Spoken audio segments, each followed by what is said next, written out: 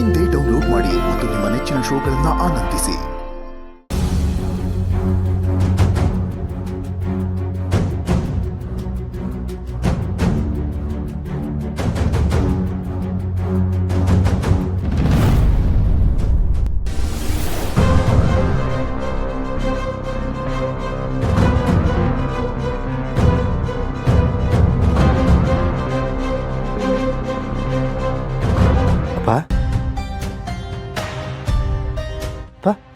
ಅಪ್ಪ ನಿಮ್ಗೇನೂ ಆಗಿಲ್ಲ, ಧೈರ್ಯವಾಗಿರಿ. ಹ್ಞೂ ಮಾವ, ನಾವೆಲ್ಲರೂ ಇದ್ದೀವಿ ಮಾವ. ನಾನು ದೀಪ ನೋಡಿ, ನಿಮ್ಮ ಮಗನೂ ಬಂದಿದ್ದಾರೆ. ನಾವೆಲ್ಲ ಇದ್ದೀವಪ್ಪ. ಅಪ್ಪ ಹೇಳಿ, ಏನಾದರೂ ಬೇಕಾ? ಏನು ಬೇಕು?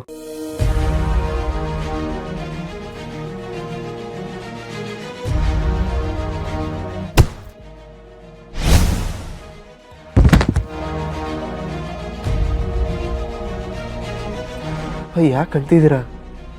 ಏನೂ ಆಗಲ್ಲ. ನಿಮ್ಗೆ ಒಳ್ಳೆ ಟ್ರೀಟ್ಮೆಂಟ್ ಕೊಡಿಸಿ ನಿಮ್ಮನ್ನು ಕಾಪಾಡ್ಕೊಡ್ತೀನಿ, ತಲೆ ಕೆಡಿಸ್ಕೋಬೇಡಿ. ಮಾವ, ನೀವು ಮೊದ್ಲಿನ ಥರ ಆಗ್ತೀರಾ, ಆ ನಂಬಿಕೆ ನನಗಿದೆ. ಏನಾಯ್ತು ಮಾವ? ಮಾವ, ನಿಮ್ಮ ರಿಕವರಿ ಬಗ್ಗೆ ಡಾಕ್ಟರ್ ಹತ್ರ ಮಾತಾಡಿದ್ದೀನಿ. ಬೇಗ ಹುಷಾರಾಗ್ತೀರಾ, ಏನು ತಲೆ ಕೆಡಿಸ್ಕೋಬೇಡಿ. ಹೌದು ಮಾವ, ಈ ಪರಿಸ್ಥಿತಿಯಲ್ಲಿ ನೀವು ಧೈರ್ಯ ಕಳ್ಕೋಬಾರ್ದು. ಒಂದು ಸ್ವಲ್ಪ ರೆಸ್ಟ್ ಮಾಡಿ, ಏನೂ ಆಗಲ್ಲ, ನಾವೆಲ್ಲರೂ ಇದ್ದೀವಿ.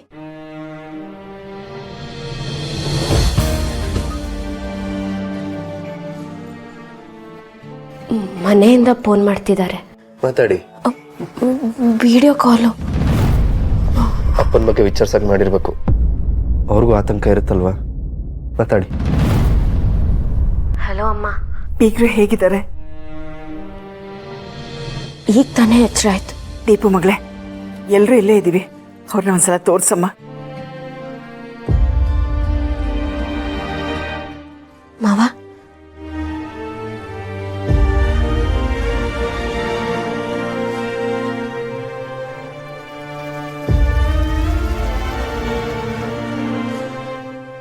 ಮಗಳೇ, ಈ ಸಮಯದಲ್ಲಿ ಅಳೆಯಂದ್ರಿಗೆ ನೀವೇ ಸ್ವಲ್ಪ ಧೈರ್ಯ ಹೇಳ್ಬೇಕು ಕಣಮ್ಮ. ಅಲ್ಲಿ ನಿಮ್ಗೆಲ್ಲ ಎಷ್ಟು ನೋವಾಗ್ತಿದ್ಯೋ, ಇಲ್ಲೂ ನಮ್ಗಷ್ಟೇ ನೋವಾಗ್ತಿದೆ.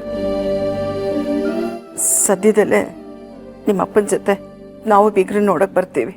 ನಾಳೆ ಮತ್ತೆ ಫೋನ್ ಮಾಡ್ತೀನಿ ಮಗಳೇ. ಸರಿ.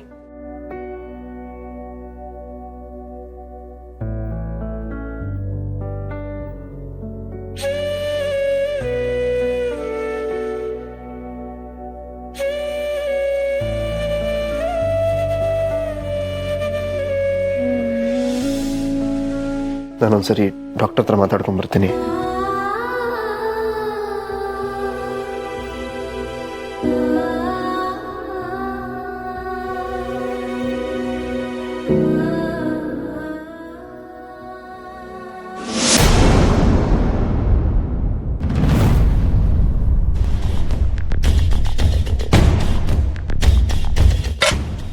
ಮಾವ, ಅಪ್ಪ ಯಾಕೆ ಹೆದರ್ಕೋತಿದ್ರ? ಏನಾಯ್ತು? ನಾವೆಲ್ಲ ಇಲ್ಲೇ ಇದ್ದೀವಲ್ಲ.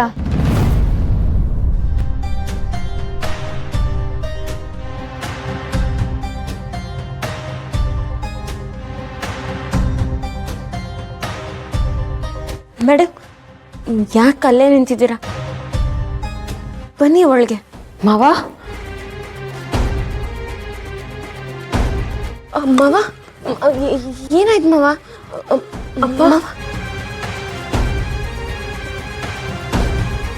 ಅಪ್ಪ ಸ್ವಲ್ಪನೇ ಗಂಜಿ ಇರೋದು, ಕುಡಿದ್ಬಿಡಿ. ಆಮೇಲೆ ಟ್ಯಾಬ್ಲೆಟ್ಸ್ ತಗೊಂಡು ನೀವು ರೆಸ್ಟ್ ಮಾಡ್ಬೋದು.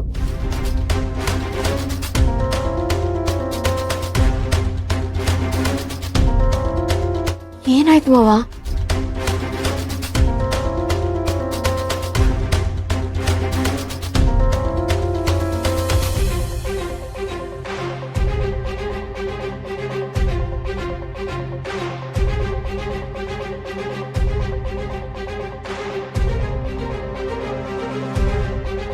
ಮಾವ, ಮಾವ, ಅಪ್ಪ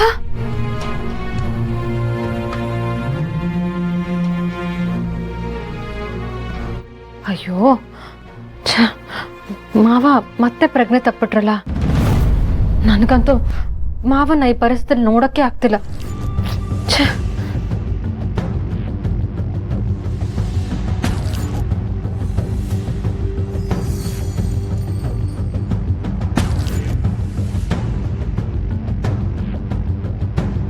ದೀಪ, ಯಾಕೋ ಏನೋ ಸರಿ ಇಲ್ಲ ಅಂತ ಅನ್ನಿಸ್ತಿದೆ. ಅಂದ್ರೆ ಚಿರು ಅದಕ್ಕೆ ಬಂದಿದ ತಕ್ಷಣ ಅಪ್ಪ ತುಂಬಾ ಟೆನ್ಷನ್ ಆದ್ರು, ಗಮನಿಸ್ತಾ? ಹ್ಞೂ ಅಕ್ಕ, ನಾನು ಅದನ್ನ ಗಮನಿಸ್ದೆ. ಏನೋ ಸರಿ ಇಲ್ಲ ದೀಪ. ಅಪ್ಪ ಹೀಗಾಗೋದಕ್ಕೆ ಏನ್ ಕಾರಣ ಇರ್ಬೋದು? ಚಿರು ಅದಕ್ಕೆ ನೋಡಿದ ತಕ್ಷಣ ಅಪ್ಪ ಯಾಕೆ ಹೀಗೆ ಎದ್ರಕೋತಿದ್ದಾರೆ?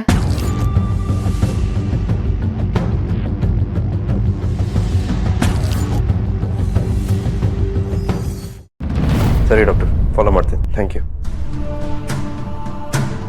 ಚಿರು, ಯಾರ ಹತ್ರ ಮಾತಾಡ್ತಿದ್ಯಾ? ಅಪ್ಪನ ಹೆಲ್ತ್ ಕಂಡೀಷನ್ ಬಗ್ಗೆ ಡಾಕ್ಟರ್ ಹತ್ರ ಮಾತಾಡ್ತಿದ್ದೆ. ಅದಕ್ಕೆ ಇದೆಲ್ಲ ಹೇಗಾಯ್ತು? ಅದಕ್ಕೆ ಅಪ್ಪ ನೋಡಿದ್ರೆ ಮಾತೇ ಆಡ್ತಾ ಇಲ್ಲ, ಯಾವುದಕ್ಕೂ ರಿಯಾಕ್ಟು ಮಾಡ್ತಾ ಇಲ್ಲ. ಇಷ್ಟು ದಿನ ಅವ್ರ ನಗು ಮುಖ ನೋಡ್ತಿದ್ದಿದ್ದು ನನಗೆ ಅವ್ರನ್ನ ಈ ರೀತಿ ನೋಡೋಕ್ಕೆ ಹಿಂಸೆ ಆಗ್ತದೆ. ಅದಕ್ಕೆ ಇಷ್ಟು ವರ್ಷ ಅವ್ರಿಗೊಂದು ಸಣ್ಣ ಗಾಯನೂ ಆಗಿರಲಿಲ್ಲ, ಅಂತದ್ರಲ್ಲಿ ಸಡನ್ ಆಗಿ ಅನ್ಕಾನ್ಷಿಯಸ್ ಆಗೋ ರೇಂಜಿಗೆ ಆಕ್ಸಿಡೆಂಟ್ ಆಯ್ತಂದ್ರೆ ನಂಬಕ್ಕೆ ಆಗ್ತಾ ಇಲ್ಲ ನನಗೆ. ಏನು ಮಾಡೋದು ಚಿರು, ಮಾವಂಗೆ ಹೀಗಾಯ್ತಲ್ಲ ಅಂತ ನೋವು ನನಗೂ ಇದೆ. ಆದರೆ ಇದೆಲ್ಲ ವಿಧಿಯಾಟ, ಅನುಭವಿಸ್ಲೇಬೇಕು. ಇಲ್ಲ, ಅದಕ್ಕೆ ಯಾಕೋ ನನ್ನ ಮನ್ಸಿಗೆ ಸಮಾಧಾನ ಆಗ್ತಲ್ಲ. ಅಪ್ಪನಿಗೆ ಆಕ್ಸಿಡೆಂಟ್ ಆಗಿರೋದ್ರ ಬಗ್ಗೆ ಪೊಲೀಸ್ ಕಂಪ್ಲೇಂಟ್ ಕೊಡೋದು ಒಳ್ಳೇದು. ಪೊಲೀಸ್ ಕಂಪ್ಲೇಂಟಾ? ಇರಿ, ಈಗಲೇ ಪೊಲೀಸ್ ಕಮಿಷನರ್ ಹತ್ರ ಮಾತಾಡ್ತೀನಿ. ಬೇಡ ಚಿರು, ಕಮಿಷನರ್ಗೆಲ್ಲ ಫೋನ್ ಮಾಡಬೇಡ. ಯಾಕತ್ಗೆ? ನಾನು ಆಗಲೇ ಅವ್ರ ಹತ್ರ ಮಾತಾಡಿದ್ದೀನಿ, ನಡೆದಿದ್ದೆಲ್ಲದನ್ನು ಹೇಳಿದ್ದೀನಿ. ಕೆಲವು ಡೀಟೇಲ್ಸ್ ಕೊಡ್ಬೇಕಷ್ಟೆ. ಹೌದಾ? ಒಳ್ಳೆ ಕೆಲಸ ಮಾಡಿದ್ದೀರಾ. ನೋಡು, ನೀನು ಸುಮ್ಮನೆ ಟೆನ್ಷನ್ ಮಾಡ್ಕೋಬೇಡ, ಸ್ವಲ್ಪ ಹೊತ್ತು ರೆಸ್ಟ್ ಮಾಡ್ಕೋ. ಅಪ್ಪಂಗೆ ಹೀಗಾಗಿರುವಾಗ ನಾನು ಹೇಗೆ ರೆಸ್ಟ್ ಮಾಡಲಿ? ನೀ ಹೇಳಿದ್ದು ಕರೆಕ್ಟು ಚಿರು. ಗುರುನ ಕರೆಸ್ಬೇಕು, ಸೌಂದರ್ಯ ಗುರುಗೆ ಮಗು ಆಗ್ಬೇಕು, ಅಪ್ಪಂಗೂ ಕೈ ಹಿಡ್ಕೊಂಡು ಆಟ ಆಡ್ಬೇಕು ಅಂತ ಏನೇನೆಲ್ಲ ಆಸೆ ಕಾಣ್ತಿದ್ದ ಅಣ್ಣ. ಈಗ ನೋಡಿದ್ರೆ ಅವನ ಪರಿಸ್ಥಿತಿ ಈ ಥರ ಆಗೋತಲ್ಲ. ಏಯ್ ಭಾಸ್ಕರ, ನಿಂತರನೇ ನಿಮ್ಮಣ್ಣನು ಎಗರಾಡ್ತಿದ್ದ ಅಂತ ಅವನು ಮೈ ಮೂಳೆ ಮುರಿದು ಮಾತು ಬರದೇ ಇರೋ ಥರ ಮಾಡಿದ್ದೀನಿ.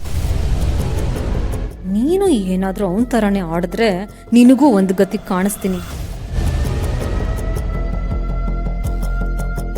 ಸೌಂದರ್ಯ, ಯಾಕಮ್ಮ ಈ ಥರ ಕೋಪದಲ್ಲಿದ್ಯಾ? ಅದು ಮಾವಂಗೆ ಯಾರಾದರೂ ಬೇಕು ಅಂತ ಆಕ್ಸಿಡೆಂಟ್ ಮಾಡಿ ಈ ಥರ ಮಾಡಿದ್ದಾರೆ ಅಂತ ನನಗೆ ಏನಾದರೂ ಗೊತ್ತಾದ್ರೆ ಆ ವ್ಯಕ್ತಿನ ಮಾತ್ರ ನಾನು ಸುಮ್ಮನೆ ಬಿಡಲ್ಲ. ನಾನು ಜೈಲಿಗೆ ಹೋದ್ರೆ ಪರವಾಗಿಲ್ಲ, ಶೂಟ್ ಮಾಡಿ ಸಾಯಿಸ್ಬಿಡ್ತೀನಿ. ಅದನ್ನೆಲ್ಲ ಆಮೇಲೆ ಯೋಚನೆ ಮಾಡೋಣ. ನಮ್ಗಿನ್ನೂ ವಿಷಯ ಏನು ಅಂತ ಗೊತ್ತಿಲ್ವಲ್ಲ. ಅಣ್ಣನ ಮೇಲಿರೋ ಪ್ರೀತಿ ಗೌರವಕ್ಕೆ ನೀನು ಈ ಥರ ಕೋಪ ಮಾಡ್ಕೊಂಡಿದ್ಯಾ ಅಂತ ಗೊತ್ತಾಯ್ತು.